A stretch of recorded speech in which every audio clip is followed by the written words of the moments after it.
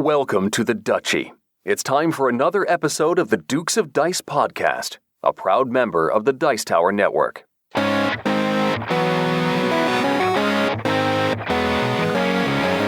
Coming to you from the Duchy in the Duke City, Albuquerque, New Mexico, it's the Dukes of Dice, a podcast about board, card, and occasionally role-playing games. Today, the Dukes reviewed Alea's Castles of Burgundy, the card game, and Crash of Games, Plums. Then they look back at their review of Uwe Rosenberg's Fields of Arla and Friedman Freeze's Friday. And finally, they open up the Duchy mailbag and take your questions. And now, the Dukes of Dice. Hey there, everybody. Welcome back to the podcast. This is Sean. And Alex. This is episode 106, Plum and Plummer. Yes, indeed. So who's Plum and who's Plummer, Alex? I don't know if that's what that's referencing, per se. What do you mean, per se? Well, I don't know if one of us is one of the... Anyway. I know it's not... I have seen that movie, for the record. Okay. I actually haven't. I just totally lied about that. I haven't seen that movie. I'm a little less concerned about that movie than some of the others. Good. Okay. So Plum and Plummer, thanks to BJ from Board Game Gumbo. Obviously, we're talking about Paimau Pflaumen, or plums. And burgundy is kind of a plumish color, so I guess a little more plum. It's more plum than plum? Sure. Is that a thing? I guess. All right. We're going with Plum and Plummer, like Dumb and Dumber. Yeah. Who's Lloyd and who's... you haven't seen the movie. I haven't. I've seen the trailers for the sequel. Oh, boy. Of us, who's Jim Carrey and why am I... Jeff Daniels? I'm Jim Carrey, and you'd be Jeff Daniels? But I don't know based on the movie, if that makes sense. Well, sure. All right. Why not? Some quick show business to get to before we get too far off the rails here. The Guild, Sean, cracked 500 members this week, and it's climbed above that, well above that since. What do you mean well above? Well, nine above at the time of the recording. Yeah, no, that's awesome. We've had some good contributions from the Guild lately, a lot of good discussion over there. So if you don't know anything about that, it's over on BoardGameGeek.com. It's Guild number 2008. So definitely go check it out. We get some help naming the episodes. In fact, we'll have our runners up at the bottom of the episode. Top of the episode? End bottom. of the... How about just end? Yeah. I'll just go with end that of the makes episode. more sense. Sure. At the end of the episode, we'll have runners up, and people can also contribute thoughts about the games we're talking about, etc., etc. So go check that out over on the Guild. And one of the threads that has been particularly cool to watch, and we'd love to have folks participate in, is a map. Basically show us where you're listening from. A map! It's a map! It's a customizable Google map where folks are kind of posting where they're listening to us from. And so far, we've had people in 31 U.S. states, 5 Canadian provinces, 11 other countries, including 9 in Europe. And that's been really cool to see. So if you're one of those 19 other U.S. states, Mike Canavan in Idaho, go... Jeez. You're so bitter. Go fill it in. No, I'm not bitter. I just like to see it filled in. It's really cool. I'm not bitter. Just a little. All right. So that's the map. It's over on the Guild. Check it out. And it's super cool. Sean, any action on Patreon? Yeah, so we do have a Patreon account. If you go to patreon.com/Dukes of Dice, you can look into supporting the podcast. And we appreciate all of our awesome Patreon patrons that do so. Just want to give a quick shout out and thanks to Mitchell Miller, who is a brand new Knight of the Duchy. And did you meet Mitchell at Dice Tower Con? I don't know if I did. I'm really bad with names, though. You are really bad with names. So yeah, met him last year. Last year, and then also this year. So thanks, Mitchell. Really appreciate it. And again, thanks to all of our other awesome Patreon patrons. For those of you that don't support, if you want to go check that out, and if you're so inclined, we would love your help. And thanks to all the Patreon folks, we actually just completed an interview with Mike Selinker. And I think that'll be coming up later this week, Sean? It'll be dropping Friday. Yeah. So a couple days after this episode drops. Great conversation with him, obviously designer of Pathfinder Adventure card game, one of both of our favorites, as well as Lords of Vegas, again, one of both of our favorites. So really cool conversation with him. I was super bummed to miss that episode. Yeah, I know. Or that interview. All right, cool. Well, it's been kind of a weird week in the Duchy as far as what we played, in that I have more games on here than Sean does. You sure do. That's always a bad sign for this episode. All right, I will start this off. Dukes of Dice game night. It was Mariah's birthday on Wednesday. Right. And so I was there, kind of rocking it solo. Matthew wasn't there either. Nope. Matt was able to help out. Chris was there. Had a good night anyway. Got in a bunch of games. Not many new plays. I will say this. Happy Salmon got played a whole ton that night. Did it really? Yes. And it got bought at least 3 times that I know of. Oh, wow. Including... Dan White bought 2 copies. Okay. Because he was about to go to a wedding and thought that would be a great one for up to 12 players. We did play with 7 at one point, and this was great. Matt had his second week in a row of, if folks remember from last week, I'd mentioned that I was doing a little bit of table talk with Scythe when I wasn't playing spectating, and Matt was like, shut up. This week it was this is a doozy. So we were getting ready to play Happy Salmon, and we were looking around. Hey, does anyone have a copy? And the store copy, Rory couldn't find his. It was on his desk. He was like, I guess it swam upstream. Anyway, so I said, well, if someone wants to buy it, my guess is it'll probably be worth your while. And Matt's like, yeah, okay, I'll buy it. Matt bought Happy Salmon so we could play it with a bunch of other folks.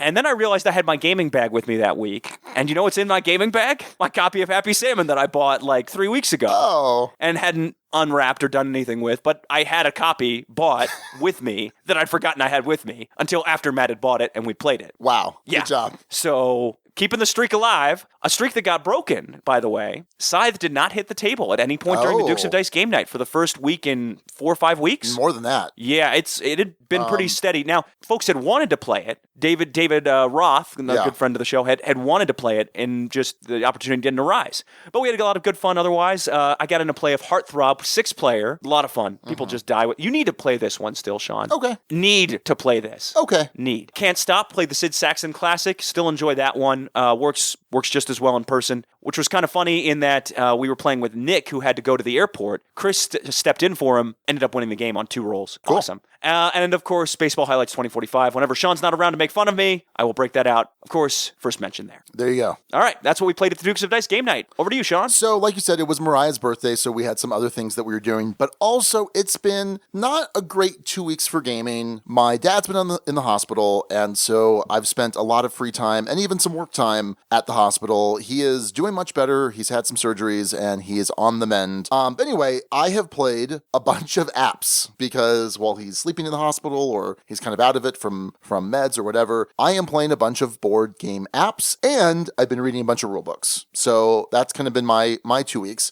I've played so much Le Havre. I've gotten so good at Le Havre. I am super excited to bust out Le Havre in real life. I've played like probably 15 games of Le Havre in the last 2 weeks. Man, I love Le Havre. Oh boy. Yeah. That's a scary prospect. Ton of Star Realms, and then a ton of, well, not a ton, maybe 3 games of Lords of Waterdeep. So all in the app. Lots of fun. I read the rulebooks for Falling Skies, one of the new coin games, The Fall of Roman Gaul. And I read the rulebook for Paths of Glory, which is a World War I strategic game. So yeah, that's kind of been my week of gaming, although I'll have one more play to talk about in a little bit. But so yeah, I'm excited for him to kind of get better, and he's going to go to some inpatient rehab, and then I'll also probably get some more plays in at some point. Fair enough. I got in a GMT game, Sean. Yeah. Battle Line. Oh. Yeah. Sorry. No, but okay. Yeah, no, and it's, by the way, that was my game of the week, I think. It was absolutely fantastic. For folks who don't know this has been around for a long while. This is another Reiner Knizia game, which means Sean will like it, but just not that much. Yeah, probably. I think love is fair to say with this one. I had a ton of fun with this one. Great game.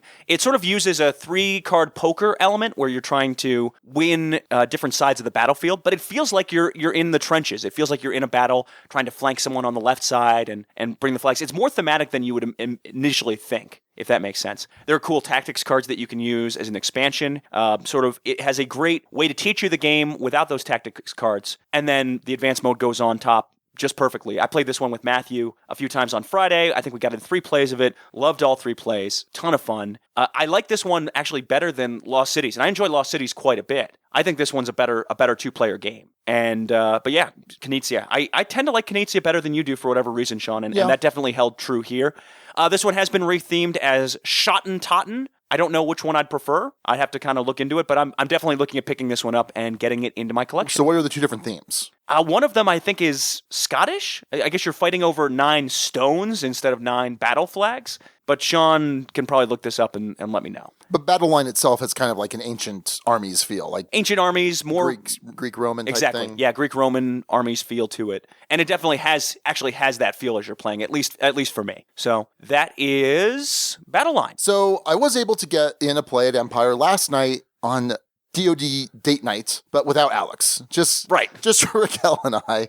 So left the hospital. Raquel and I went to B2B, which is kind of not a tradition, but we go there every now and then on Friday nights before we play some games for an awesome burger. I got a Sunrise, which has a fried egg on top. And as I bit into the burger, the yolk of the egg exploded all over my left arm. I now have second-degree burns. I don't, but it was hot. It hurt a little bit. Hashtag frivolous lawsuit. Yeah. No, that'd be a real lawsuit. If I had second-degree burns. If you actually did. Yeah. I thought you were going to like fake it. No. Okay. No. Wait, hold on. I'm going to edit this out and I'm going to sue them. Oh, okay. No, anyway, then we went to Empire and we got in a 2-player play of Diluvia Project from Spielworks. This is designed by Alexander Garcia, and this is kind of a heavier worker placement game. You are building a floating city of the future, and so there's a little bit of an area control element, sort of, but really it's a worker placement game. So what you're doing is first you're positioning your marker on this 4x4 grid, or maybe it's a 4x4 grid of market tiles. And think kind of like Quadropolis, because you're going to be able to access certain tiles at a certain cost depending on where you put your marker. So like the one closest to you it costs you $1. You can buy the second one for an additional $2, a third one there for $3, and so on. And these market tiles give you some sort of immediate benefit, or they give you some ongoing benefit, or some type of end game scoring. Really, really cool. I really like how they do this. And then you go into the action phase where you're placing your different workers. Here, though, you're not placing one worker at a time. You can place multiple on the same action spot. And the more you place, the more of a benefit you're going to get. So there's one spot that lets you get resources, one spot that lets you get money, and there's a spot that lets you claim territory in the floating city. And you're going to need to claim those territory because eventually you're going to use the build a building spot to erect those buildings, which give you income. So you have income in terms of money, in terms of prestige, which is an important thing you need to consider. Also, resources of your choice. So at the end of each round, you're going to check your income track to get these different features. Now, the buildings are kind of cool because you can only build certain buildings as the game progresses, and they give you different types of resources. And then throughout the game, you're going to be taking actions that actually swap what the buildings give you. Because early in the game, you want them to give you money and resources. Later in the game, you want them to give you prestige. Here's the really cool thing. When your prestige passes 10 points, every 10, you're going to score your building on your player board, which determines how many points in population you get. And that's really what you're trying to win, is population. So a lot going on. It was really cool. There were a lot of really interesting things that this game did. I enjoyed it, but it wasn't good enough that it kind of...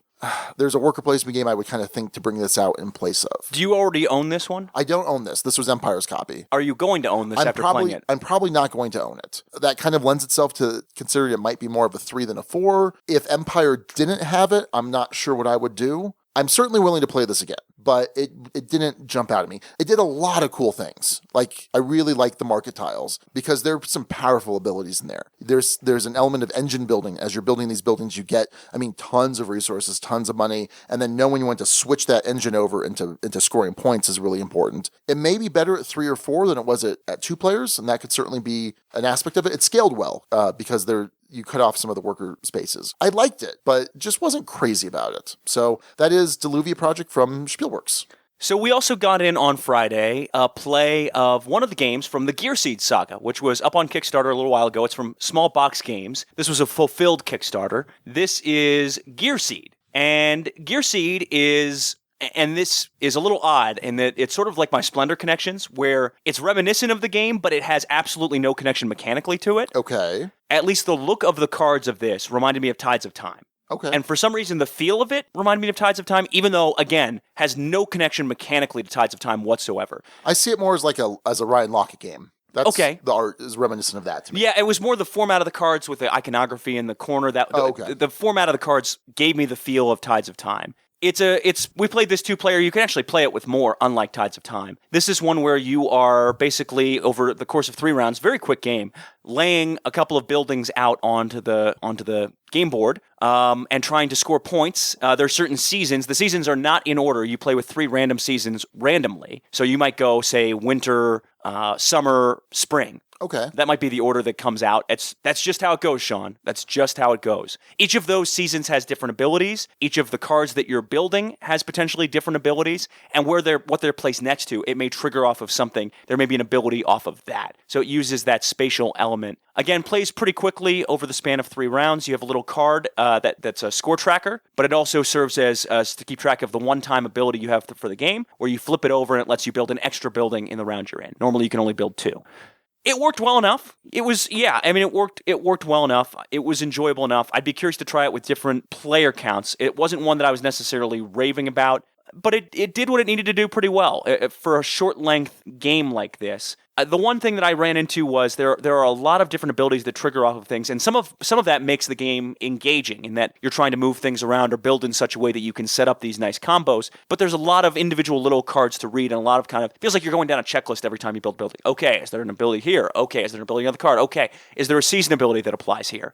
And I don't know if fiddly is the right word, but it felt like there was more to keep track of than necessary for this kind of a game, but it did work together fairly well, and I'd certainly try it again. So that is Gearseed from the Gearseed saga. Now, have you played any of the other small box games? That's the name of the company, by the way. Right. It's not that it's in a small box, although it probably was. Reasonably small box, yeah. Not as small of a box as you'd think for small box games. Okay. Anyway. Yeah, because I have never played any of the small box games. It wasn't bad. I'd be curious to see what your thoughts are after giving Gearseed a try. There's another one that came in the box, Synod, that we did not try. Yeah, give this one a look if you didn't back it on Kickstarter. Certainly enjoyable enough, and the price point is definitely right. The price point is right where it needs to be with a game like this. So that is Gearseed. That's what we played this week. Over the news.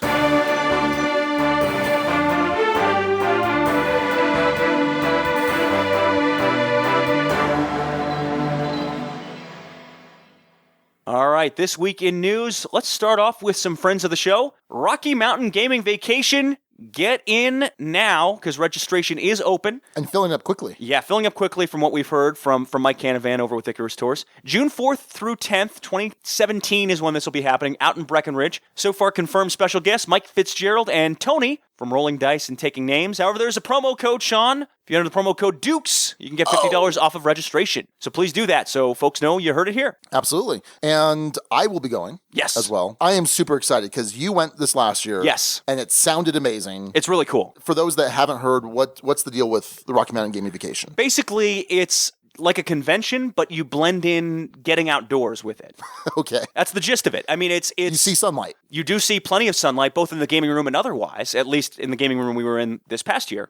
It's meant to be a convention of sorts in that there can be tournaments, there can be learning new games, there's an extensive library, there are special guest game designers, but it's also more about enjoying being in beautiful Breckenridge, Colorado. Yeah. They have a summer fun park where they have a mountain coaster, and you can take the chairlift up and take pictures, drive around the area. There's whitewater rafting, there's horseback riding tours. It's up in the Rocky Mountains, and it's gorgeous. And the accommodations, unreal. Yeah. Unreal. Basically, you're sharing these townhouses, and super cool. I was absolutely blown away by that part of it. But it's a lot of fun. I mean, it's if you like that balance of, yes, I want to play a lot of games, but I also want to get outdoors and be somewhere beautiful. Sure. It balances that out great, and I think they do a great job over there. So excited for folks to check it out. But yeah, get in early if you can. I know registration could fill up. He was mentioning, about a third full? I think so. Even with very limited discussion about it. So if you want to find out more, you can go to www.icarustours.com. All right, next up in news, The Blood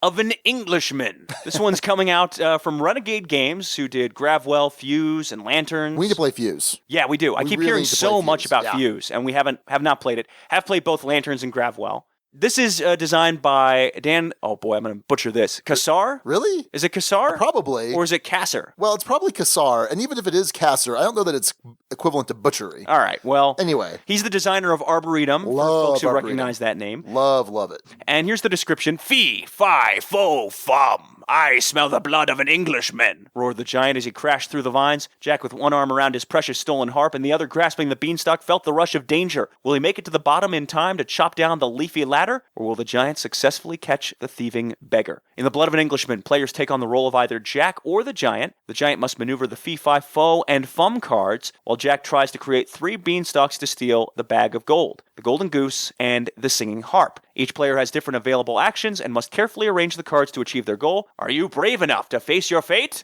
This one's set to come out early November 2016. Takes about 20 to 30 minutes to play. 2-player game. And sounds reminiscent to me of Raptor. Not necessarily mechanically, but just in that you have...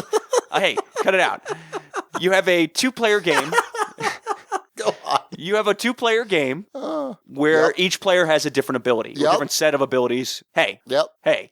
That's how it is. Hey, I watched the playthrough video. You want me to talk about Yeah, that probably makes sense. I haven't seen anything about this. So if you go to Dan Cassar, it's at CASSAR.com, he has a playthrough video. Or dancasser.com, depending on how you're pronouncing it. And...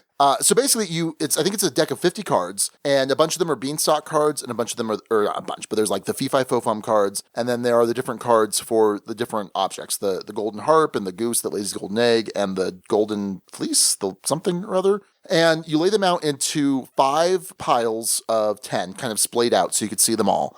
And Jack, I think, has like 3 actions. So Jack is quick and nimble, and he's able to take cards from the top or bottom. And he's trying to basically collect enough beanstalks to have climbed up a level, and then he can claim one of the objects. Well, to complete the game, he needs all 3 objects. The giant, however, has, I think, fewer actions, but the giant can take portions of a pile and move it from stack to stack. So it's bigger actions, but fewer of them and less nimble. It looks really interesting. It has there's some interesting depth here with some very simple card play. It looked pretty cool. All right. Up in Kickstarter this week, it just dropped Island Hopper from Scott Alms and Eagle Griffin Games. You've heard a bit about this if you listen to the Scott Alms Patreon episode. And also, I think we also discussed this at some other point, maybe in news. I don't know.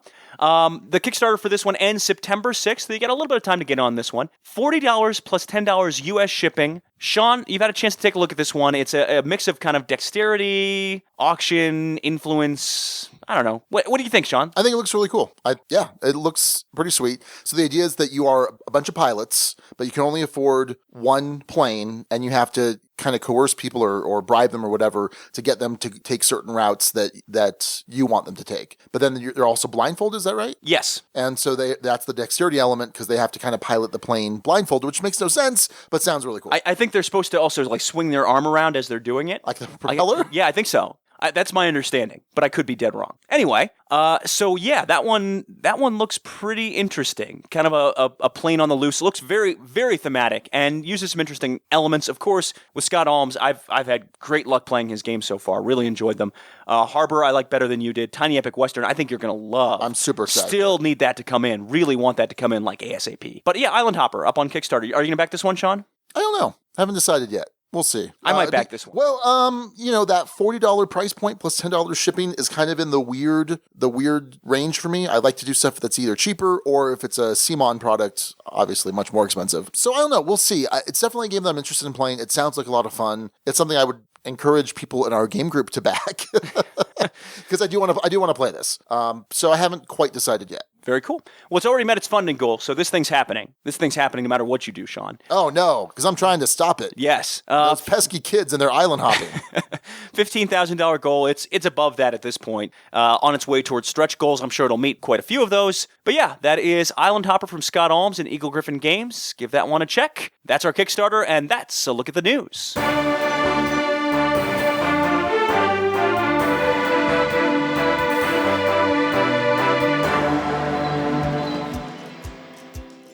Hey everybody, this is Sean, and I just want to take a quick second to tell you about Meeple Realty's latest insert for Trickerion from Ape Games. Meeple Realty's Trickerion Theater is the official insert for the great game Trickerion, which is about performing tricks, although I prefer the word illusions. It features individual player trays, card trays for all the cards you need during the game and for setup, a unique mechanical resource tray, and a book tray that will hold the player aid and specialist board. You should head on over to meeplerealty.com to look at how amazing this insert is, and in fact, take a look at some of their other great inserts for some of your favorite games. Meeple Realty brings some of their amazing expertise and fine craftsmanship to bring you high-quality, innovative inserts engineered to improve your play experience and speed up setup and breakdown of some of your favorite games. Meeple Realty, think inside the box. This week, we're talking about a card game with a lot to live up to. Castles of Burgundy is a favorite of a lot of gamers. Will the card game live up to it? We'll tell you. All right, so Castles of Burgundy, the card game designed by one of my favorites and probably one of your favorites too, Alex. Oh yeah, I'd say so. Mr. Stefan Feld. And this is based on a game that is my number, I forget what it was. Was it 3 or 4? My number 3 or 4? It was high up there. It's an honorable mention for you, right? Yes, it was very close to making the list. Solid 6. Absolutely love this game. The card game distills a lot of what you have in the main game and into something that's not necessarily a shorter gameplay, not necessarily takes up less table space, and has about the same level of depth, complexity, maybe a little bit lighter than base Castles of Burgundy. So when you're setting up Castles of Burgundy, the card game, you're going to have a deck full of the different estate cards. So the majority of cards in Castles of Burgundy, the card game, are these cards that you're going to draw to your hand and then eventually play out to form these projects that you'll add to your duchy. Because it's a duchy, Alex, in Burgundy. Yes. Yeah.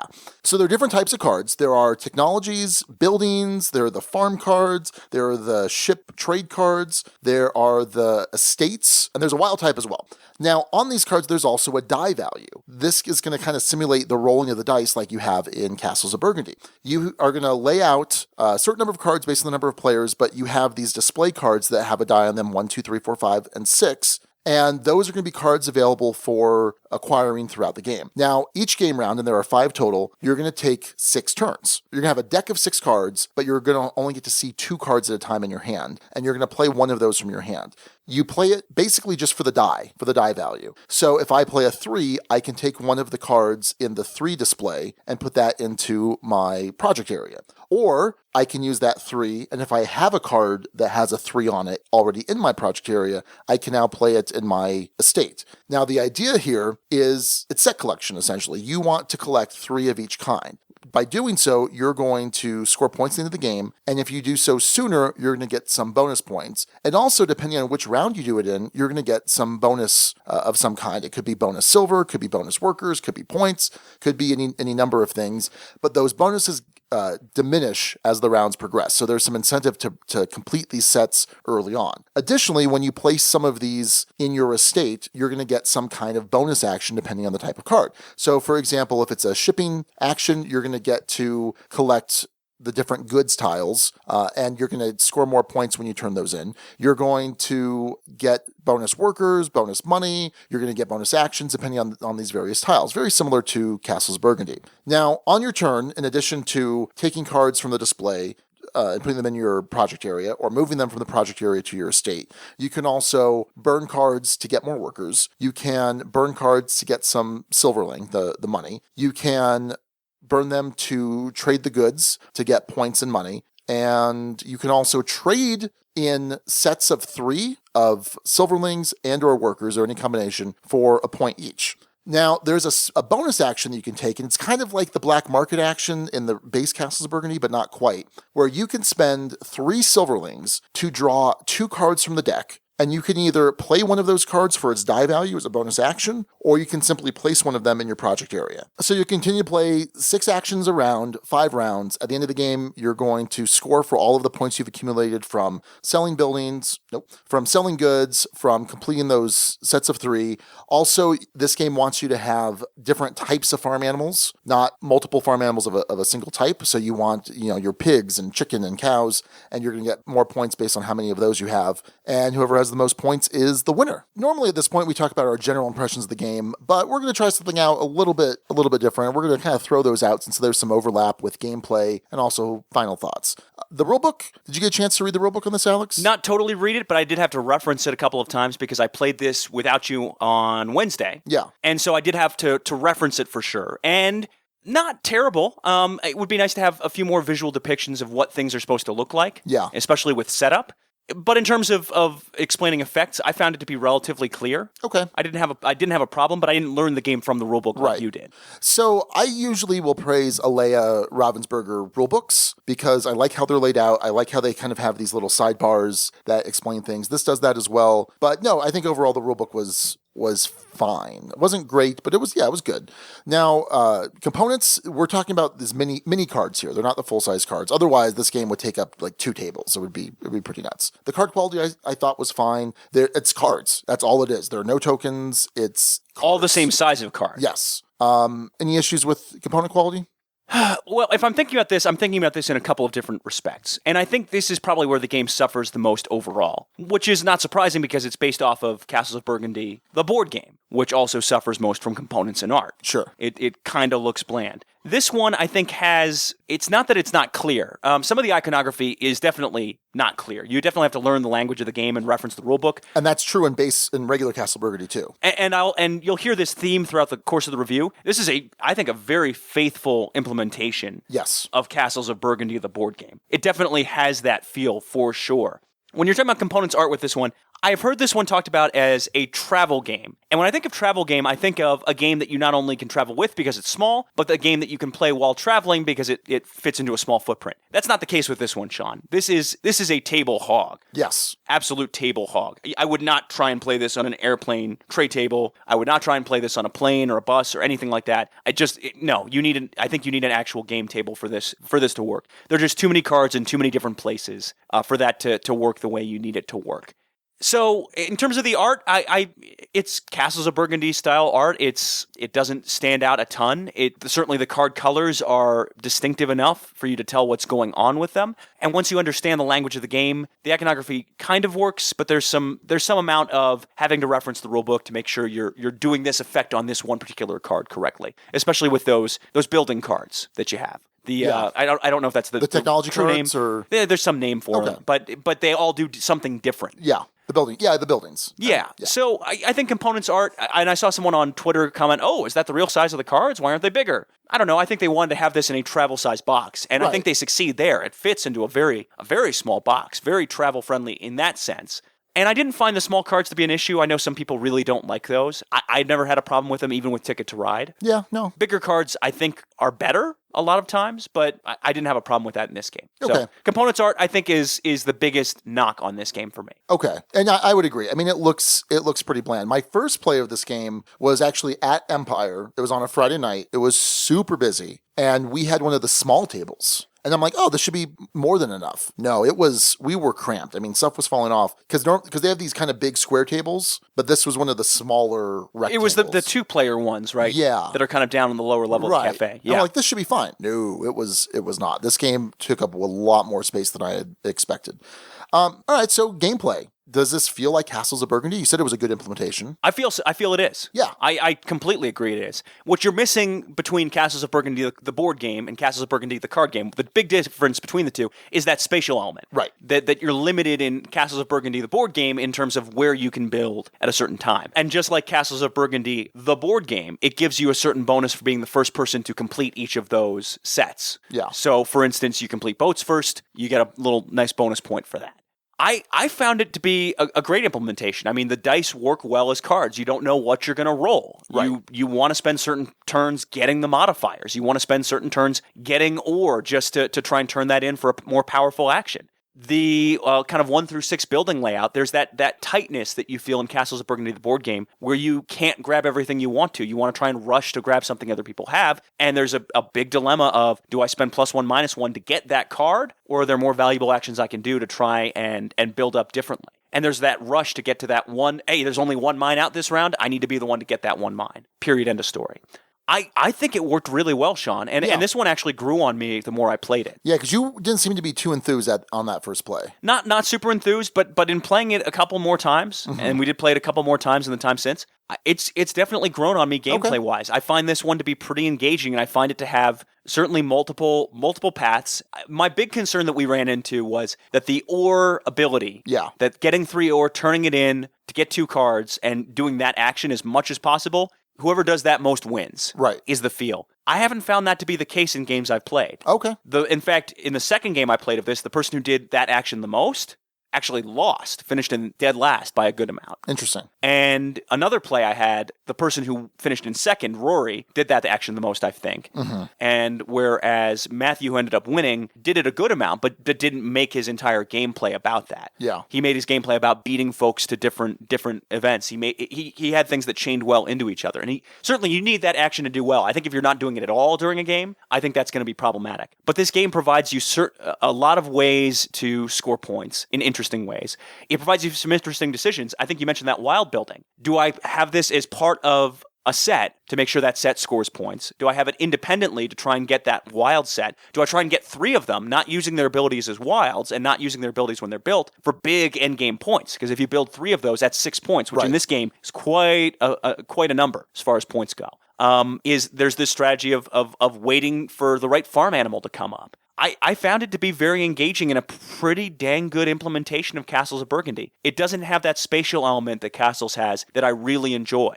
But other than that, I think it does what it does really well in this kind of a package. I think the other big difference is it doesn't have the technology to the same extent. So in Castles of Burgundy, the actual game, you have these yellow technology tiles which give you some rule-breaking ability or some special power. And you have those cards here, but they're all the same and they all just give you, I think, a couple workers or something. I can't recall. Yes, that's correct. Yeah.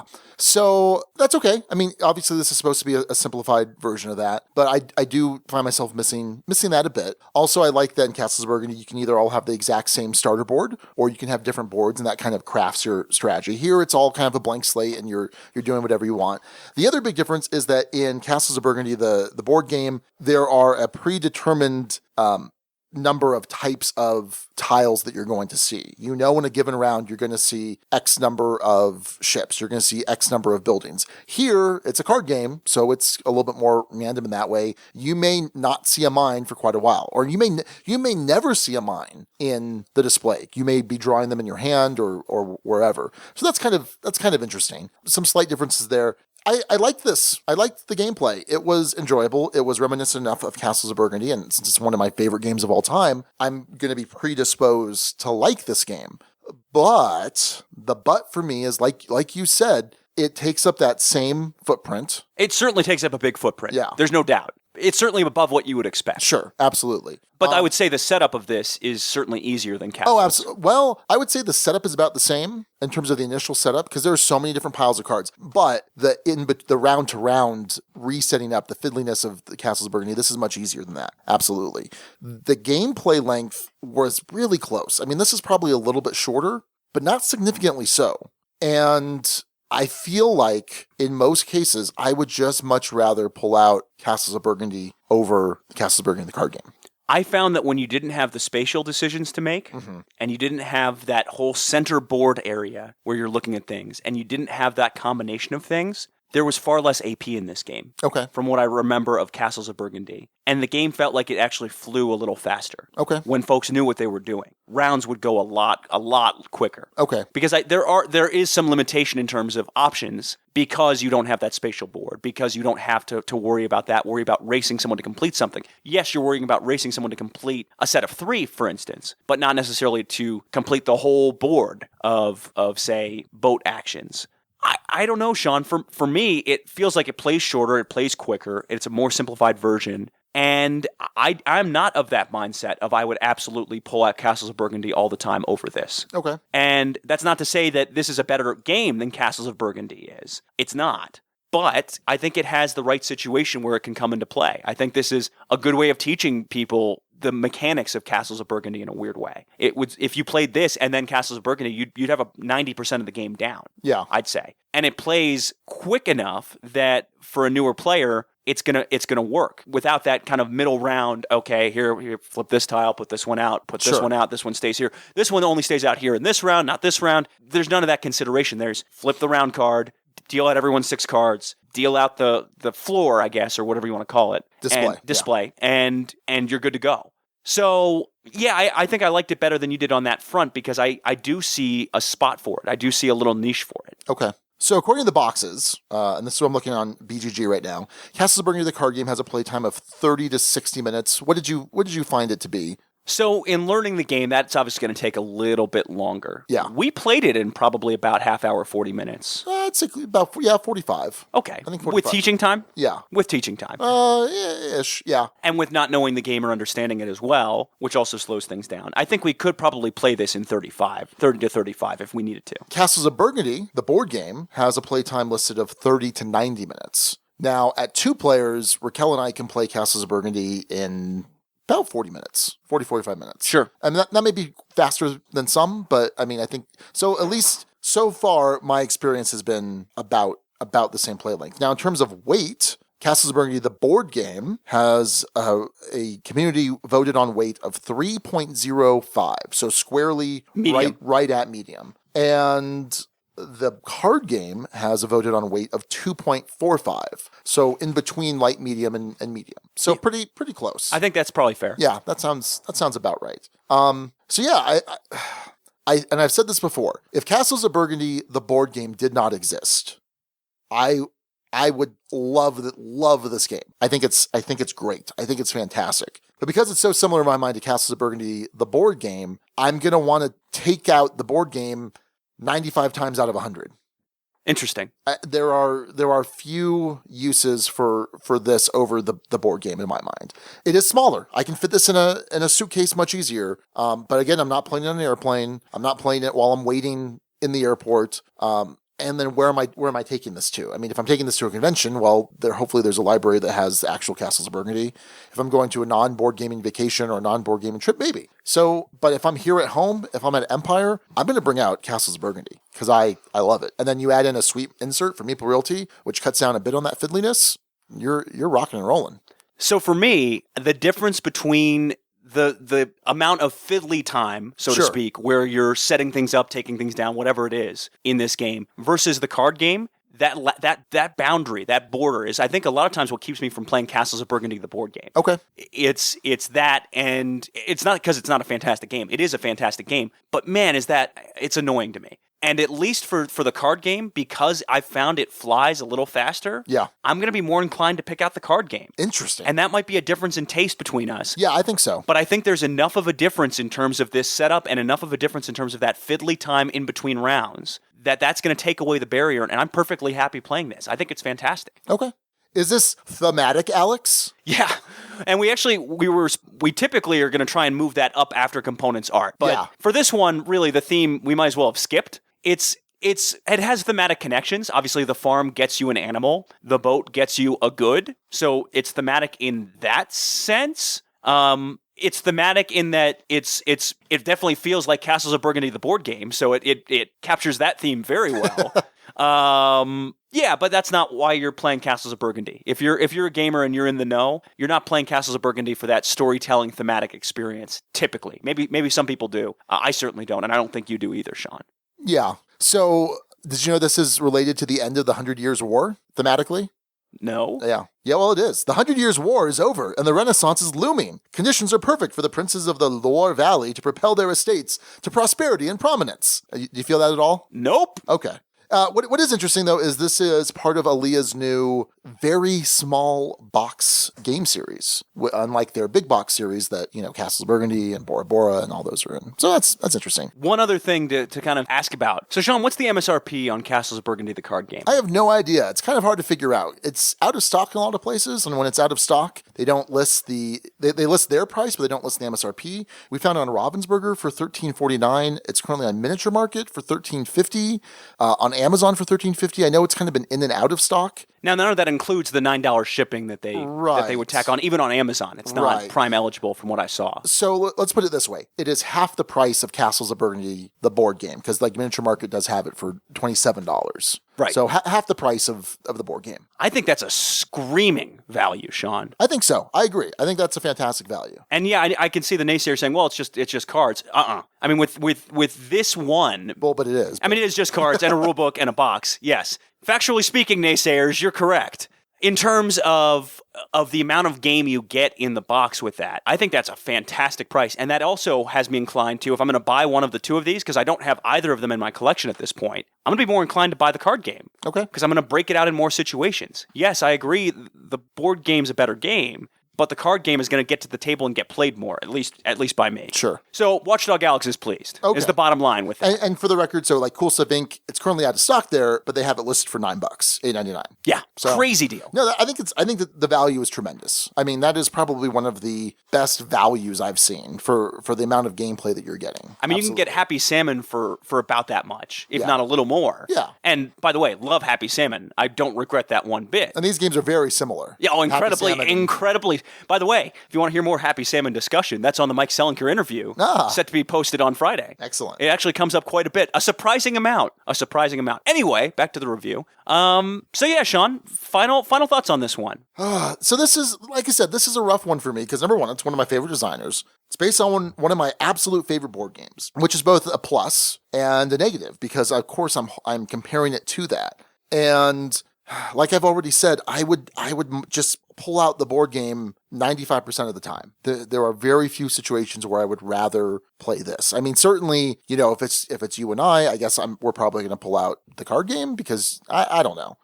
But Castles of Burgundy is one of Raquel's favorite games, and she liked this one well enough too. But again, she kind of had the same conclusion. I'd rather just play the board game. So in a vacuum, I would probably rate this game a lot higher than I'm going to because I think it's a great game. But because I'm not going to pull it out as often, I'm going to rate it a little bit lower. This is a 4. It's a 4 for me. It's a good game. It is a good game. I thought you might be going lower than that. So that actually doesn't surprise me. No. No. A good game, worth playing, just not all the time, belongs in the Duchy. But for my money, I'd rather pay double and get Castles of Burgundy. There's that little bit more depth there. If the card game were significantly shorter, maybe I'd be more inclined to play it. Maybe it needed to be a little bit less complex to just be a little bit shorter. And I'd see a place for both of them in my mind. But yeah, it's going to be a 4, which feels weird. It's a better game than that. Mechanically, it's a better game than that. Well, and my score is going to reflect that. Yeah. I'm going to give this one a 5. A great game. Will rarely turn down a play of it. 1 to 6 scale. I give it a 5. I think it is very successful in what it tries to do. It's trying to get the spirit of Castles of Burgundy into card form. Yes. A simpler version. No, it doesn't take up less table real estate. It just doesn't. But it does take up less shelf space and less luggage space. And the setup time and the in-between round time is short enough that I'm going to pull this out probably more than Castles of Burgundy, the board game. That's probably just going to happen, at least for my taste and in terms of what I want to do. And let's add on top of that the value with this is out of sight, out of control. I think it's well worth picking up. Even if you agree with Sean in listening to this, you probably still should pick this one up if you're a Feld fan or like Castles of Burgundy at all, because I think there will be a situation where you will pull this out. And if you even pull this out once, I think you've gotten your money's worth on this. Yeah. And my guess is you'll probably pull it out more than once. Certainly for the price point, certainly for the gameplay enjoyment it provides, I think it's a screaming deal, and I think it's a worthy part of the collection, and I'm likely to go out and buy this one myself. So when we did our Duke's double take of Castles of Burgundy, the board game, I gave it a 6. You gave it a 6. Is it still a 6 in your mind? I think so. The gameplay enjoyment and what it does is just straight up brilliant. In terms of what Castles of Burgundy brings to the table when it comes to the spatial elements, when it comes to how things kind of interact and interlock, and that race against other players, it's definitely not a multiplayer solitaire as far as a Euro goes. Yeah. It's a superb game. And I think it's a better game than this one is even mechanically. But I like this one, what it does a lot, and I'm more likely to break it out. Does that mean it's a better game? Not necessarily. But in terms of the deal that you get with this one, in terms of the setup, in terms of a lot of what it does, I, for my taste, am going to be more likely to play it, even though I score Castles of Burgundy, the board game, higher. Does that inherently make sense? Maybe not, but that's my logic, and I'm sticking to it. That's our review of Castles of Burgundy, the card game. Sean gives this Feld game a 4, and I give this implementation a 5.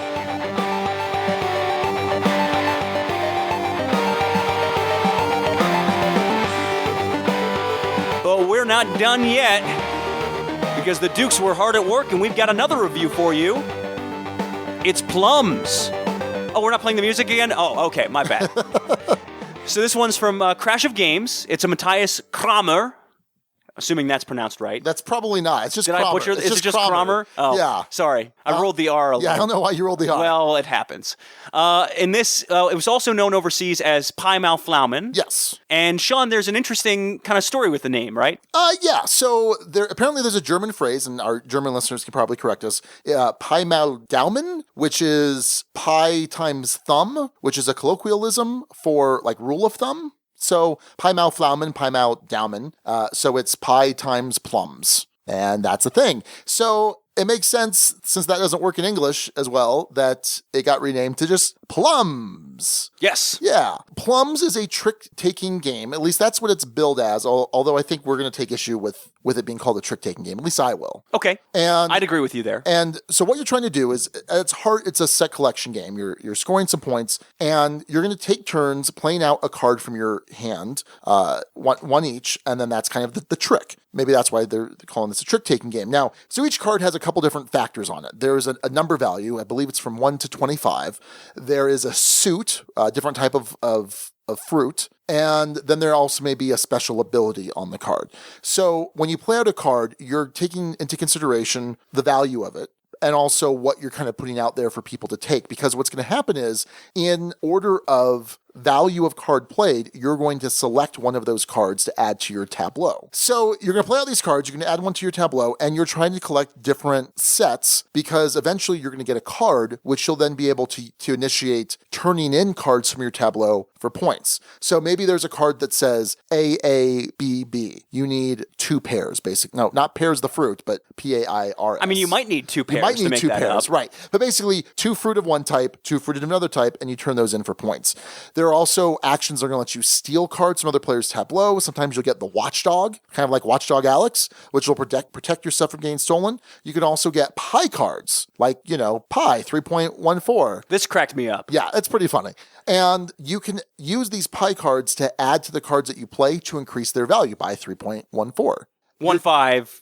Yeah, I think et cetera, et cetera. It says printed as 3.14. But anyway, so then you're going to play this out for 3 rounds. Whoever has the most points is the winner. Pretty simple, pretty straightforward. And I think this is fantastic. I think this is just a great game. Components art, Alex. Components art, I think, is where this one shines. I think the art is gorgeous. I think absolutely it's gorgeous. One of the ways in which it shines. But go on. Okay, I think it's absolutely gorgeous art. I love the look of this game. I think it's one of the cool things to me is on the backs of the round cards, because you have different round cards. For the 1, it's a caterpillar. Yeah. For 2, it's a cocoon, chrysalis, and for 3, it's a butterfly. It's kind of cool that you have that kind of evolution stage as part of it. It's not just a 1, 2, or 3. I think it looks beautiful. I think it looks absolutely beautiful. So no complaints about components art for sure. Yeah, and I think the art is simply beautiful. I mean, I think so it's Dennis Lohausen, who has done a lot of different games that we like. So he's done art for Dominion, for Camel Up, for Aquasphere. And so this is kind of more of a naturalist style art. Some of the influence for the art kind of comes from the 17th and 18th century naturalists. 2 of the most impressive personalities of that time were Leonard Euler and Maria Sibylla Merian, who in fact were related. Leonard Euler was a famous mathematician who rendered outstanding service to the number of pi. Maria Sibylla Merian was not only a naturalist and explorer, but also an artist. Her name stands for the style of detailed portrayal of nature. See her works on the metamorphosis of caterpillars to butterflies. So that's what inspired the art style. So all of the fruits, you see the outside, and then there's like a quarter cross section, so you can see the inside. You're giving me a weird look here. You're going pretty in depth. It's really this is an cool. in-depth review. It's a very different style of art that we see in board games, and I think it's fantastic. I think it's beautiful. I think it looks awesome. No doubt about it. Yeah.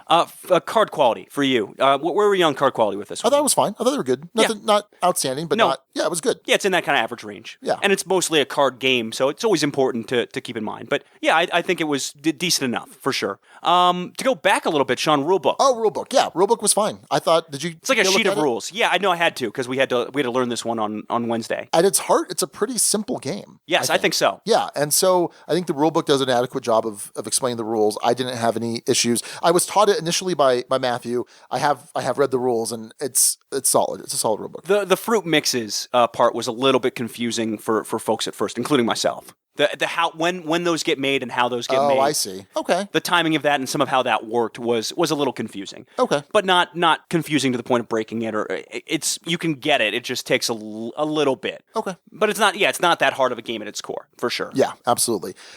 So theme, I mean, we've kind of talked about the inspiration, at least for the art style. It's not at its heart a thematic game. It's being billed as a trick-taking game, and I don't necessarily require a lot of theme for those. I like that the watchdog is there and kind of protects your fruit from being stolen. But other than that, I don't know that it's supremely thematic. I've actually found it in many ways to be more thematic. Oh, okay. And here are the ways. And part of how you can read this at a table is how the table talks about the game. Is it, okay, well, I'm playing this with a pie, or is it, haha, I outpied you, or whatever else? Like, I mean, how often does that come into play? Okay. And we were definitely more animated with this game. It's like, hey, don't you steal my pear. Get away from my pear. Like, Okay. that kind of thing came in because there's that stealing component. There's the idea of the watchdog blocking that. The watchdog itself is a dog card that moves around. Yeah. So, and this idea of making a fruit mix makes sense, I guess, in that you're making something that would go into a pie. Sure. So I think it actually all fit together more thematically than I would have expected. Okay. I think it's hilarious that, and by the way, it works gameplay wise that you have a pie card, that you add the value of pie to the card. Yeah. And the reason they do that is so you don't have ties. You cannot have ties with that. Because you can play multiple pie cards on the same card. Right. But because you have that decimal, it's always going to be one value higher than something else. Right. Because in this game, each card is unique. So- there aren't supposed to be ties, period. So, example, if I play a 22 and you play a 25, and I play a pie with my 22, I'm 25.14. Yeah. And I think that's a smart design decision. Absolutely. I like that. And it comes into play in the theme. Is it supremely thematic? No, but I think it's more thematic than it might appear. Okay. And I think the art helps lend itself to that. The art is just phenomenal. I love it. I think it's just great. Gameplay. Do I think the gameplay is great? Yes, I'll answer my own question. Could have just asked me the question, and then you would have had a chance to anyway. All right. I think it's great. I think the gameplay is fantastic. Like I said, in my mind, it's not really a trick-taking game, although I guess you can kind of call it, have the turn structure be tricks, but it doesn't feel like a trick-taking game. It's a game with trick-taking elements. There you go. So yeah, I think it's great. I think it's quick. It's simple, but I think there's a decent amount of depth here, and I've greatly enjoyed this game. What about you? It's certainly simple. I don't know if I enjoyed it as much as you did. I think it's more in the good range for me. Interesting. It's fun. It has elements of fun to it. No, I like this idea of playing something out for one effect. Hey, I want to get turn order and I want to steal turn order, but also keeping an eye on what you're putting out there for other people to get. Sure. And how you play out your hand. What I appreciate is if you're going last in turn order, it gives you a benefit to that. Oh, yeah. You get a free plum off of that. Yeah. Which is great. You're basically getting an extra fruit card and might not be stuck with something so bad from whatever you end up drawing. So I like how it balances that out, that if you draw a hand that's 1, 2, 3, 4, 5 versus someone who has 20 through 25, you're still going to do pretty well because you're basically going to be getting an extra card each single round. Sure. So it takes away that element of luck kind of tanking your hand. Yeah. Which I like, and I appreciate the balance that's built into that. So I definitely enjoyed it well enough. For whatever reason, I wasn't over the moon necessarily. Interesting. But I think it's worthy. Okay. I think it's worthy. I think the art is stronger than the game itself, if that makes sense. It's certainly simple and it's certainly fun, but it's not really fun.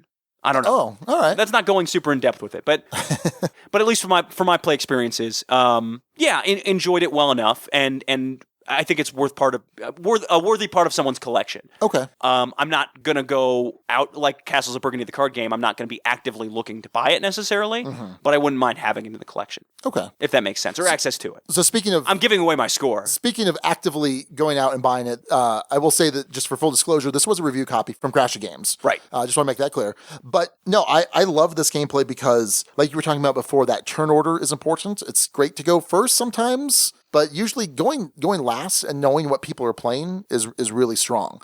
Because if you're leading and you're like, well, I really need to win this particular trick for whatever reason, I'm going to play this 19. Is this good enough? It might be, but it may not be. So it's always kind of disheartening. You play your 19 and then someone's got their 20 or they've got their, 16 in a pie or whatever. And there's a push your luck element to this too, Sure. where there are higher value fruit mixes later in the game. Yes. And if you can hold out and have your stuff out there ready to be stolen, but if you can have it out there, then that might pay off for you, but someone may also swipe away. We called it garlic. I don't think it's actually garlic. I think it's like white grapes. Oh, yeah. You know what I'm talking about? Yeah, I know what you're talking about. Yeah, it's not garlic, but kind of looks garlicky. Kind of looks garlicky. Is that garlicky thing going to be around in time for me to actually make this into a pretty decent mix, or is someone going to swipe it? And one swipe can really change up everything. Yeah. So I definitely enjoyed it. So playtime's listed at 30 to 40 minutes. Does that sound about right? Less. Yeah. Much less. 20, 25 maybe? With teaching time. With teaching. I'd say if everyone knows what they're doing, 15. Okay. Now here's the thing though. This plays 3 to 5 players. I've only played it 3. Were you able to play it any other player counts? I played it at 4 and at 3. Okay. Excuse me. I played it at 5. Oh, you did play at 5. And at 3. So I'm interested here because I didn't get a chance to play at 5. How was it at 5? I think the sweet spot's probably at 4 with this one. Okay. After playing at 5. I think when you have 5, yes, the options open up for folks to pick what they want from the fruit lineup. There's some element of, hey, take your card, hey, put that card back once you've used it, was sort of how we were doing it. Yeah. That if one person forgets, it can kind of throw a little wrench into things. Not too bad of a wrench, but it makes being, for instance, 4th much more punishing than being 5th. Okay. In a 3-player game, I think there's a cool element of you're going to go last more often and get those plums, and plums become more of a factor. Yeah. Though those big plum mixes, that card is actually removed at those player counts. At the higher player counts, there's a card that comes in that says turn in 5 plums for huge points. Right. And it's harder to get because it's harder to be last. I think it scales well. I think it scales decently well. I would probably most want to play this at 4. Okay. So my final thoughts on the game are going to be obviously predicated on the fact that I've only played this at 3-player. I was in the hospital for 2 weeks. Give me a break. So anyway, I get much maligned as not liking filler games or not liking lighter games. And what I've said is, for me, a light game needs to be quick enough and not super fiddly relative to one another. This can become, I think, Plums can become kind of a go-to filler card game for me. You know, there's a game like Arboretum, which I absolutely love. It's hard to explain. It's hard to explain the scoring in a game like that. And Plums is a lot easier to teach, I've found. I would not doubt it. Yeah. So I feel like this could be a very solid go-to, quick, light filler game. I think this is fantastic. I'm really glad Crasher Games picked this up. I'm going to give this a 5. A great game will rarely turn down a play of it, and that's true. I'm going to kind of keep this readily available here at the house. If I'm going to go to Empire, I'd love to have a copy of this with me. Traveling, going to cons, this might go in because I bring some smaller games. This might be one. Well, no, this will be one of them that I'm going to bring. I think it's great. So a very solid 5, a very solid production, and just a fantastic game. So I come down on a 4 with this one. Okay. Good game, worth playing, just not all the time, belongs in the duchy. I think it does a lot of things well. I think the components art are great. I think there's some cool design decisions in how it blends together. It doesn't punish you for a bad card draw necessarily. Sure. And I like it mechanically. It's just not one that's super memorable that I'm going to pull out in a ton of situations. I don't think. I'm not anticipating playing this one as much as you are. Okay. And as a result of that, I think it slips just a little bit in my mind. But I think it's absolutely worthy, and I think it's worth picking up. So price point on this one, not too bad. It's a $24.99 MSRP. I probably wouldn't pick it up for more than 20. I don't know about you, Sean. I don't know where you'd fall on that front. I'd buy this game. I'd buy this in a heartbeat. Yeah. I mean, it's a 5. Which means it will be in the collection. Yeah, but no, I'd buy this game in a heartbeat. I think it's just fantastic. So like Cool Stuff, for example, has it on pre-order for $16.49. So the time this episode is recording, it's not yet available. It's going to be available later this month. So for example, you can pick it up on Cool Stuff for pre-order for $16.49. I think that's a fine price, and even $25. I'd pay $25 for this game. I think it's really good, as evidenced by my score. Yes. So that is a look at Plums, aka Pie Mouth Flauman. Sean gives it a 5, and I stick with a 4. You are listening to the Dukes of Dice, proud members of the Dice Tower Network. For other great shows in the network, check out dicetowernetwork.com. Back to Alex and Sean for this week's Dukes Double Take. All right. This week is not a Dukes Quadruple Take, really, because we both reviewed games independently of one another. Yeah. This was kind of an odd I think I was out of... Oh, I know exactly where I was because I just saw the Facebook memory reminder. Oh. I was in Costa Rica. Oh, that's right. I was in Costa Rica, and I had pre-recorded the show intro and a review. And I did a review of Friedman Freeze's Friday. Meanwhile, the featured review of that episode was Uwe Rosenberg's Fields of Arla. Yeah. So, Sean, back in this episode... I gave it a 5, and Duke Suzanne was guest duking that episode. That's a weird verb. Yeah. She also gave it a 5 at the time. However, we kind of did an early Duke's double take. Because when she came back to host the Kemet episode, where were you? Where were you for Kemet? Somewhere. I mean, we did chem it because you weren't here. Right. I forget where that was. I was doing something. You were doing somewhere. something. So we both kind of talked about it, and we're both like, yeah, we're both crazy. It's a 6 for both of us. Fields of Arla is a 6. So Fields of Arla, like you said, is an Uwe Rosenberg game. It is a worker placement game. You have 4 workers, and that's it. You're not going to get any more workers than that. And you are taking actions during the summer and during the winter. And what's cool is you could take actions that give you additional actions per worker placement. There is some animal husbandry. There is some clearing of peat. There is some traveling where you're trying to load up goods and take it to nearby towns. There is so much going on with this game. It is fantastic. It is fiddly as all heck, though. Oh man, you talk about setup. This game is brutal to set up. I think that you will really like this game, Alex, and we need to play this at some point. It's on the heavier side, but I mean, it's Uwe. I'll always give an Uwe a try. Yeah, I think you'll really like this, and we probably need to make that happen at some point soon. So it is still a 6 for me, a true contender for the top 10. So my solo review of a solo game that week was Friday, Freeman Freeze's Friday. Sean, have you played this one in the time since? I have not. Your review kind of turned me off. All right, well, sorry about that. Yep.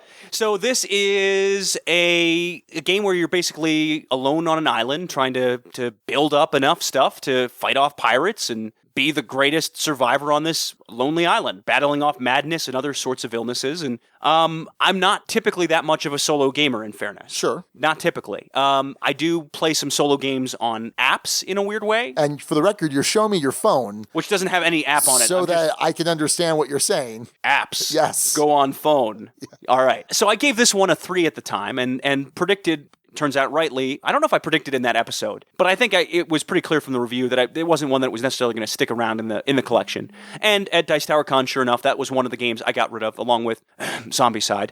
And so it's been sold. It's no longer part of my collection. Still 6 to 3. It's you can see the merit of this game. It's just not one that I need access to. It's kind of a cool theme, though. You're playing Friday, the native trying to keep Robinson Crusoe alive, right? Isn't that the theme? Is it? Yeah. Probably. Yes. Okay. In any case, it just wasn't the replayability questions, and it just wasn't engaging enough for me to keep it in my collection. But that could also be my bias is not someone who tends to play solo games as much. Okay. 2-player games all day every day. Solo games, not as much. By the way, what was really funny about this episode from a year ago, Sean, is you bragged at one point about how well the guild was doing. Oh, yeah. And you're like, hey, there's 103 members in the guild now. It's gotten a little bit bigger since then. Yeah, that's pretty good. 100 in the first year, and then 400 in the second year. That's awesome. That's fantastic. Well, we're up to 500 now. No, I'm saying growth of 400. Yeah, no doubt. Math is hard. Sorry. Sorry. That is our Duke's Double Take. Sean brings up Fields of Arla to a 6, and I keep Friday right there at a 3.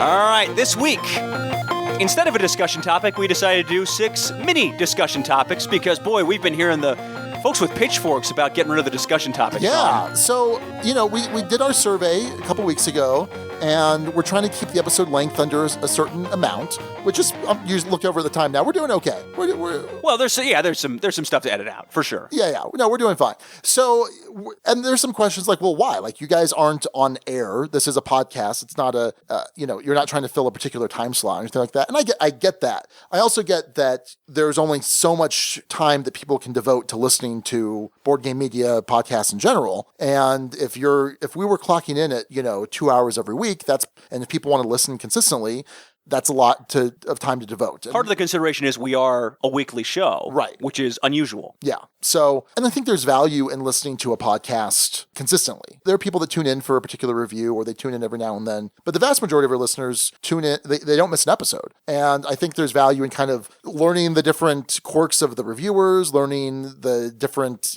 things that a particular show says and things like that. Anyway, making the show longer now, but we're kind of trying to figure out exactly what we want to do, because there have been a lot of people that have been like, do not get rid of the discussion topic. I love the discussion topic. So we're trying to kind of balance that. Some of that's been trying to streamline reviews a little bit more while still keeping them in depth. Yeah, who knows? I mean, we'll see where we go with this, but basically trying to keep it at least to 90 minutes if we can. At most 90 minutes. Yes. That's what I meant to say and totally didn't say. Correct. All right, sweet. So this week we are going to open up the Duchy mailbag, as I think the name. There were other names that could have done. Dutch Blitz was a possible one.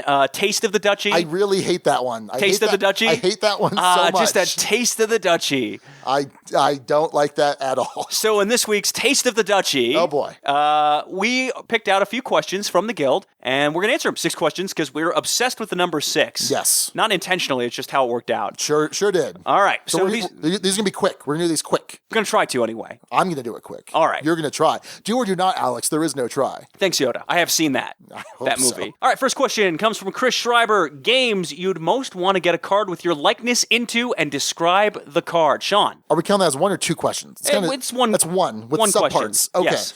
So, Magic the Gathering. I would love to have my likeness on a Magic the Gathering card. Why do you give me a look like that? No.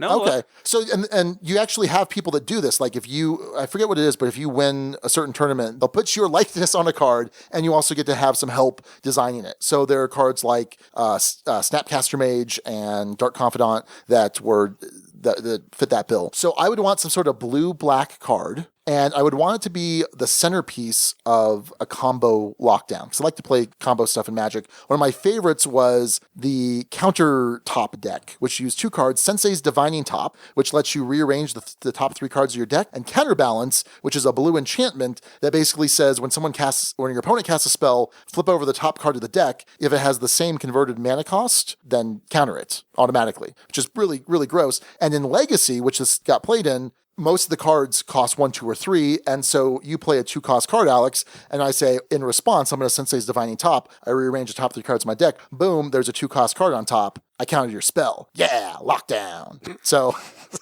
I really enjoyed that deck. So apparently I like locking it down. It's a soft lock. It's not a hard lock because someone could get around it. But very, very strong deck, and I'd love to have a card with my image on it that was part of some kind of lockdown combo. There's one obvious answer for me for this. I don't know. I have no Baseball idea. Highlights 2045. Oh, okay. Getting my picture on an expansion card of some form or fashion or promo card would be amazing.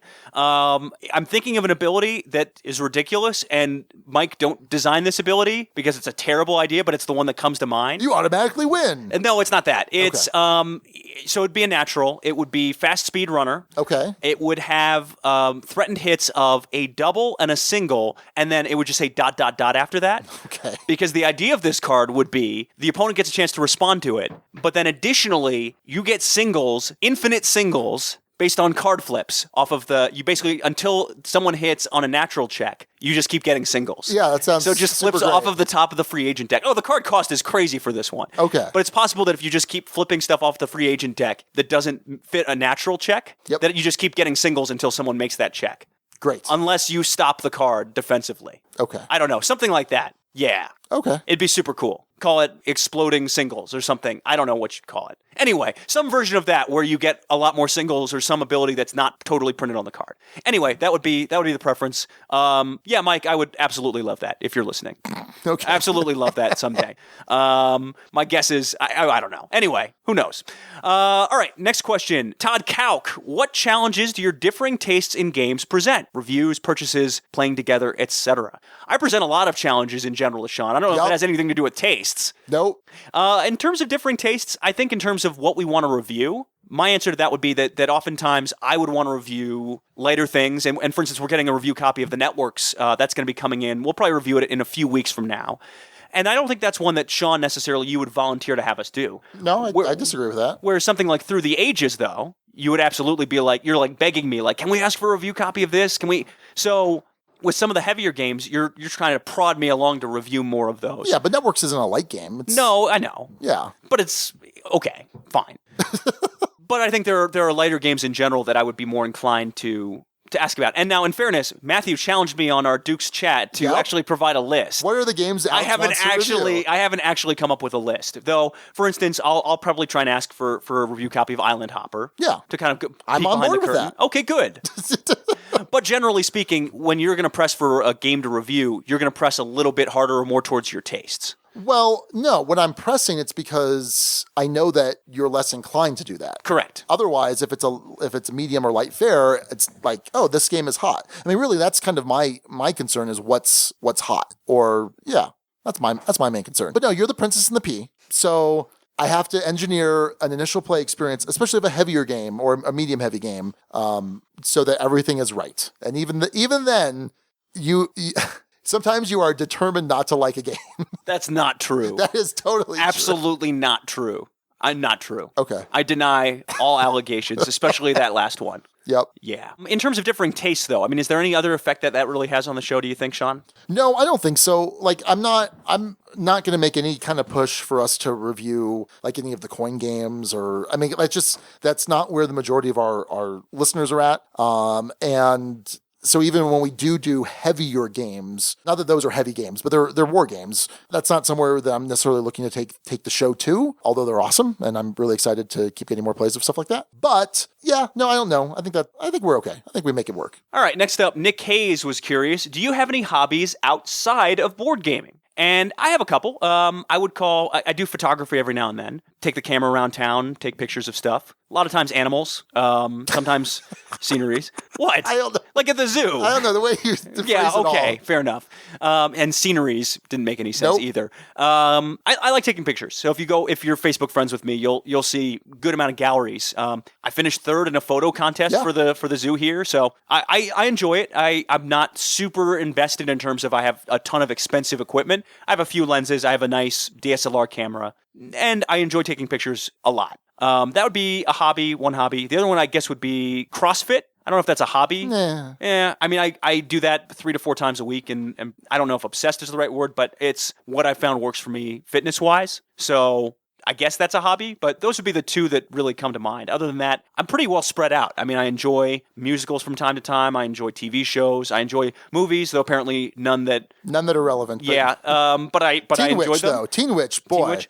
Video games, I'll play video. I have a Wii U at home and play Smash Brothers all the time. Love Smash Brothers. But less obsessed with video games than I had been, certainly when we started the show. Yeah. So, yeah, those would be my list of hobbies. Sean? Yeah, so for the last, 25 years, I've been in gaming in one form or another, and whether it's miniatures, whether it's Magic, whether it's board games.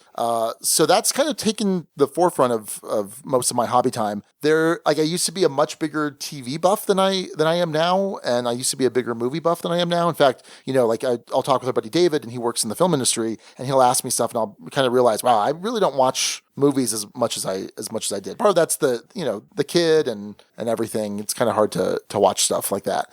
But other than that, I kind of was starting to get into woodworking, but that was primarily just to build stuff for the game room.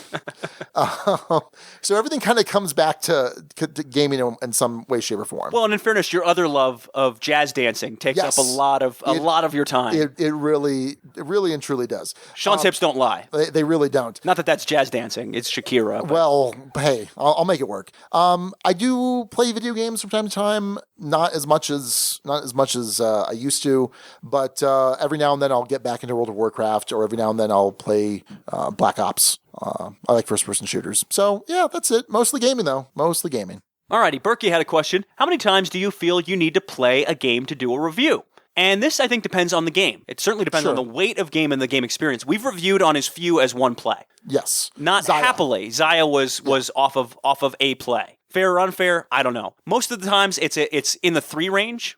Yeah, three to five, again, depending on the weight of game. And you tend to get in more plays most of the time than I will. Right. And for my money, so you can definitely say, I know if I'm going to like a game after 1 or 2 plays. And I think a lot of times that can definitely be true. However, there are times when a game can surprise you. So for example, in both our cases, there was Elysium for you, Colt Express for me. I mean, Colt Express probably started off as a 3 for me on my first play.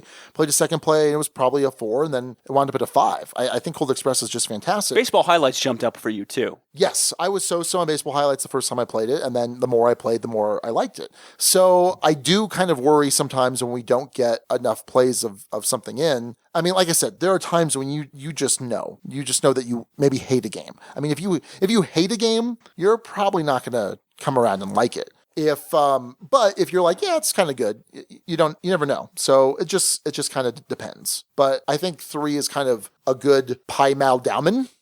See what I did there? Yeah, no, I get it. Nice callback. Yep.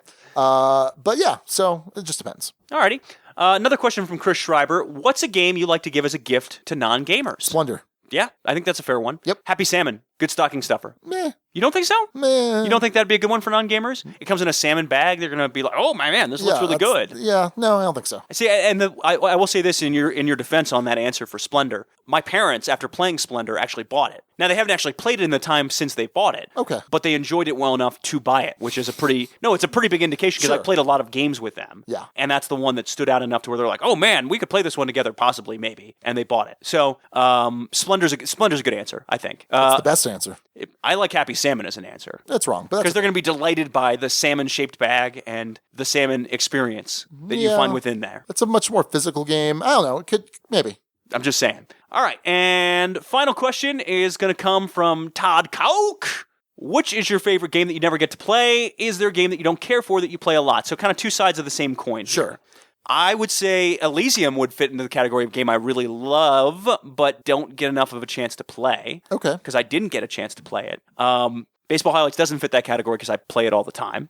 I'm trying to think of anything else that would fit the bill for that first one. What about you, Sean? Battle Lore. So I looked at like my top 10, and enough games in my top 10 I get to play a good amount, enough that I don't feel like it's lacking or it's wanting. But Battle Lore is one that just has such a hard time getting out, and man, I love it. And it didn't make my top 10. It was an honorable mention, and were I able to get it out more for whatever reason, maybe it would. I don't know. But yeah, definitely Battle Lore. I don't know that there are any games that come out a lot that I dislike, because I'll tend to, like, if I were forced to play Mysterium or something more often than, I mean, I haven't actually played Mysterium since Dice Tower Con last year. Wow. So, yeah. So I think because of the nature of the show, it's very hard for us for a game that we know what our opinions and feelings are on it. There's so many other games going on at a Dukes of Dice game night, for instance, that we have pretty good control over not playing stuff that we really don't like. It would be a hard situation where we would be roped into something like that. Yeah. So I can't think of one that really fits that category for me either. For that first question, by the way, Farspace Foundry is one that comes to mind for me, of one that I'd love to play more, because I both play experiences I've had at that were so engaging and enjoyable. All right, well, that's our Ducal mailbag. Before we wrap up this episode, we have our episode title runners-up. What are those, Alex? Well, let's start with our Matt Damon, Scott Sexton. Yep. Got a lot of thumbs, got a lot of people quoting it. Pi Fidelity. Yes. Pi Fidelity. And I think that one had a shot at this one this week, Sean. I think it did. I think it's it's hard to explain, and it's hard for people to kind of just get on a quick look at the title, but obviously kind of sounds like high fidelity, either the concept of it or the book and movie with John Cusack by Nick Hornsby. Nick Hornsby, I just remembered it off the top of my head. Wrote nice the job. book. Yes. And Scott may end up being the guy who's sort of our Phil Mickelson, like always finishing second or third. Yeah. I'm sure there'll be a week where you'll win it, Scott. So he's both Matt Damon and Phil Mickelson. Yes. Okay. He's Matt Mickelson. Great. All right. Chris Schreiber with Duke of Arl. That's my only singing I'm going to do. Duke of Arla. Duke of Arla is what it is. But it was meant to be, he had the singing part in there. Well, sure. And Castles of Burgundy, Burgundy was a duchy, a dukedom. So, yep. Yeah, it makes sense. That was definitely in high consideration for us. Yep. Joshua Weddle with Purple Pear Pears. That works with the Burgundy, it works with Plums, and it works with the fact that we did a pair of reviews and a pair of double takes. So, and there are pears, the fruit. Yes. Gross, starchy fruit. So he spared it. He spelled it in a different way. Anyway, it worked out as a name. So, but just didn't quite get there. Nice name though, Josh. And Matthew Ward, good friend of the show, with Fruit Salad. So referencing kind of the point salad of Feld games and the fruits in Plums. Lots of fruits. Like that combination. And finally, Jeff Rademacher with Castle Flanick. Pflanick. Referencing the Flaumen from the German version of it. So we both thought that one was pretty clever. So, all right. So thanks for those names. Of course, if you want to contribute to the naming contest for next week's episode, just go to our Dukes of Dice Guild. That's guild number 2008. The competition is a hard one. Okay, let's wrap this episode up. It's difficult. Up. Well, you're being crazy, Alex. So let's just wrap up this episode. I'm being crazy. Yeah. Crazy like a fox. Wait, that doesn't make any sense either. Oh, well. One of my favorite games of all time, Star Fox 64. Excellent. So that's episode 106. Plum and Plummer. Thanks again to BJ from Board Game Gumbo for naming that episode. Until next time, this is Sean. And Alex. And Hail Hydra. Thank you so much for listening to the Dukes of Dice. Today's episode was recorded in the Duchy on August 20th, 2016. Our theme music is provided by Carbohydro M from his Prime Legacy album. The Dukes of Dice are a proud member of the Dice Tower Network. For other great board gaming podcasts, check out DicetowerNetwork.com. And for all the latest in the Dutchie, go to DukesOfDice.com. Find us on Twitter at Dukes of Dice. Join in conversations on our Board Game Geek Guild. Find us on Facebook and subscribe to our YouTube channel. Please also consider supporting us on Patreon. Thanks to Meeple Realty, who's provided promotional support for high-quality board game inserts. Check out MeepleRealty.com. Meeple Realty, think inside the box. We'll see you back here next week. Until then, game on!